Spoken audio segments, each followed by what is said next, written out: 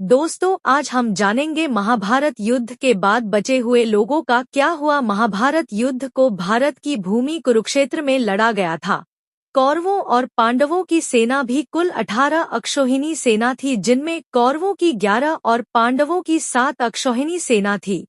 एक अक्षौहिणी में 21,870 हाथी, 21,870 रथ, 65,610 घोड़े और 109,350 पैदल होते थे। इस युद्ध के प्रमुख सूत्रधार भी 18 थे। इस युद्ध में कुल 18 योद्धा ही जीवित बचे थे। महाभारत के युद्ध के पश्चात कौरवों की तरफ से 3 और पांडवों की तरफ से 15 यानी कुल 18 योद्धा ही जीवित बचे थे। पांडव पक्ष के योद्धा, पांडव पक्ष के विराट और विराट के पुत्र उत्तर, शंख और श्वेत, सात्यकी के 10 पुत्र, अर्जुन पुत्र इरावान, द्रुपद, द्रौपदी के 5 पुत्र, धृष्टद्युम्न, शिखंडी आदि नहीं बचे थे। कौरव पक्ष के योद्धा, महाभारत युद्ध में एकमात्र जीवित बचा कौरव युयुत्सु था। युधिष्ठिर ने युद्ध के मैदान में ही सभी योद्धाओं का अंतिम क्रियाकर्म करवाया था। कौरव पक्ष के कलिंगराज भानुमान, केतुमान, अन्य कलिंग वीर, प्राच्य, सुवीर, क्षुद्रक और मालव वीर आदि सभी मारे गए। लाखों लोगों के मारे जाने के बाद लगभग 24,165 कौरव सैनिक लापता हो गए थे। महाभारत युद्ध की समाप्ति के बाद कृतवर्मा, कृपाचार्य, युयुत्सु, अश्वत्थामा, युधिष्ठिर, अर्जुन, भीम, नकुल, सहदेव, श्री कृष्ण, सात्यकी आदि जीवित बचे थे। इसके अलावा धृतराष्ट्र, द्रौपदी, गांधारी, विदुर, संजय, बलराम, श्री कृष्ण की पत्नियां आदि भी जीवित थे।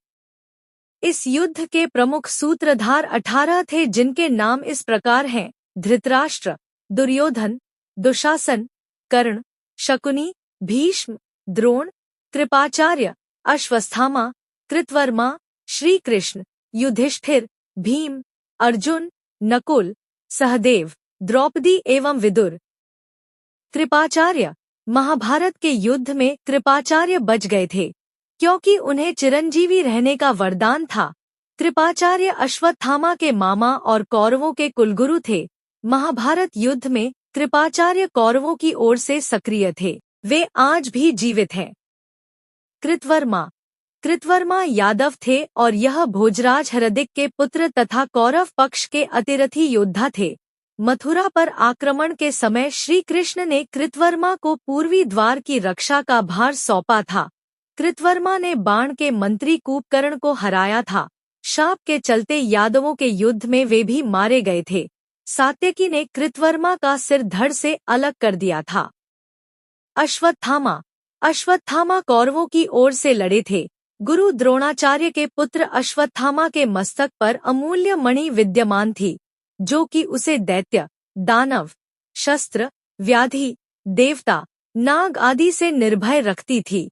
यही कारण था कि उन्हें कोई मार नहीं सकता था। पिता को छलपूर्वक मारे जाने का जानकर अश्वत्थामा दुखी होकर क्रोधित हो गए और उन्होंने ब्रह्मास्त्र का प्रयोग कर दिया, जिससे युद्ध भूमि श्मशान भूमि में बदल गई। यह देख कृष्ण ने उन्हें 3,000 वर्षों तक कोढ़ी के रूप में जीवित रहने का शाप दे डाला। युयुत्सु, महाराज धृतराष्ट्र के एक पुत्र युयुत्सु ने पांडवों की ओर से लड़ाई की थी। महाभारत महाकाव्य में युयुत्सु राजा धृतराष्ट्र के वैश्य दासी महिला से उत्पन्न पुत्र थे। माना जाता है कि युयुत्सु के वंशज आज भी मौजूद हैं। सात्यकी, महाभारत युद्ध में सात्यकी पांडवों की ओर से लड़ने वाले यादव योद्धा थे। सात्यकी ने कौरवों के अनेक उच्च कोटि के योद्धाओं को मार डाला, जिनमें से प्रमुख जलसंधि, त्रिगर्तों की गजसेना, सुदर्शन, म्लेच्छों की सेना, भूरिश्रवा, कर्णपुत्र प्रसन्न थे। सात्यकी ने यादवों के झगड़े में कृतवर्मा का सिर काट दिया था और वे भी मारे गए थे। कृष्ण यदुवंश का नाश, कुछ यादव युद्ध में और बाद में गांधारी के शाप के चलते आपसी युद्ध में मारे गए। युद्ध के बाद शाप के चलते श्री कृष्ण के कुल में भी आपसी युद्ध शुरू हुआ, जिसमें श्री कृष्ण के पुत्र आदि सभी मारे गए। बलराम ने यह देखकर समुद्र के किनारे जाकर समाधि ले ली। श्री कृष्ण को प्रभास क्षेत्र में एक बहेलिये ने पैर में तीर मार दिया, जिसे कारण बनाकर उन्होंने देह त्याग दी। बचे लोगों ने कृष्ण के कहने के अनुसार द्वारका छोड़ दी और हस्तिनापुर की शरण ली। यादवों और उनके भोज्य गणराज्यों का अंत होते ही कृष्ण की बसाई द्वारका सागर में डूब गई। बच गए योद्धा। महाभारत के युद्ध के पश्चात कौरवों की तरफ से 3 और पांडवों की तरफ से 15 यानी कुल 18 योद्धा ही जीवित बचे थे, जिनके नाम हैं कौरव के कृतवर्मा, कृपाचार्य, युयुत्सु और अश्वत्थामा, जबकि पांडवों की ओर से युधिष्ठिर, अर्जुन, भीम, नकुल, सहदेव, कृष्ण, सात्यकी आदि बचे थे। पांचों पांडव पांडुपुत्र और 5 पांडवों में सबसे बड़े युधिष्ठिर ने महाभारत युद्ध की समाप्ति पर बचे हुए मृत सैनिकों का, चाहे वे शत्रु वर्ग के हों अथवा मित्र वर्ग के, दाह संस्कार एवं तर्पण किया था। कई वर्षों तक पांडवों ने राज्य सुख भोगने के बाद स्वर्ग के लिए प्रस्थान किया।